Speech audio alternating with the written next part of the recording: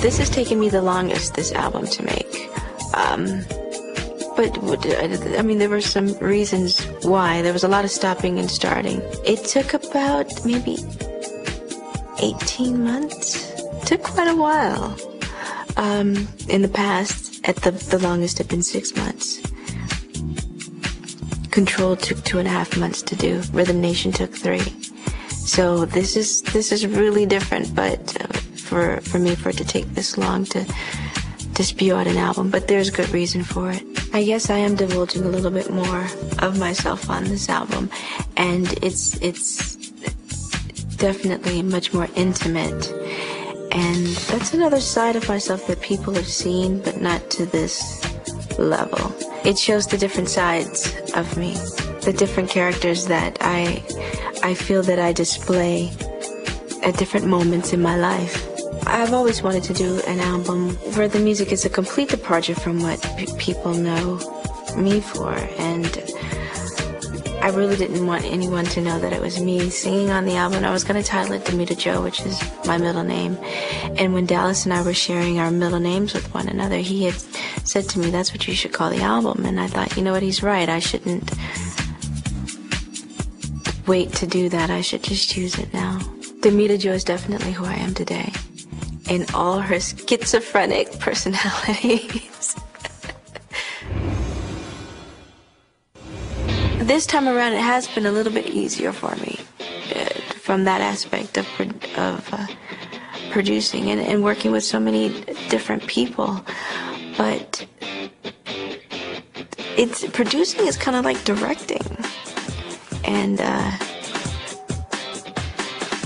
you know, you come up with an idea. Just because you come up with the idea doesn't mean it's going to work. And you flesh it out right there at that moment, whether it's a guitar riff and this is the idea that you have. And most of the time what you hear and they play, that's what you want. But a lot of times you're like, okay, that's not quite sounding the way I wanted it to. Let's try this. Or let's add this here, which you didn't think you would do. But for the most part, with the guys that I worked with this time, I just, you know, I kind of put it in their hands.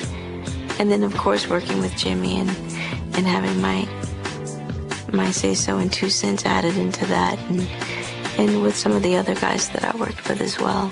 But it's really been an experience that's been very enjoyable, which I didn't think it would be all the time, and it was every moment.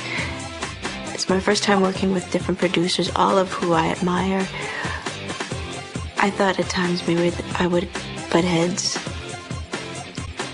I never did. They were all such sweethearts. We all had such a good time in the studio, and some of them in a very, very, very short amount of time, I've made friends, good friends. And some treat me like their little sister, truly. I don't really like talking about them that much. I like for them to get out of it what they want. I know what it is for me. I think it can restrict the imagination, or the way that they see it, the way that they hear it, their definition of that song. And I think that's one of the beauties of music. Even though we all hear it, we all can hear it differently too. My confidence level, I mean, I think it's definitely, as I've gotten older, it's grown, but I still have my moments, though, where it regresses. There are days when it is that simple for me, and then there are days when you come up with a melody that you think, oh, this is going to be easy to sing.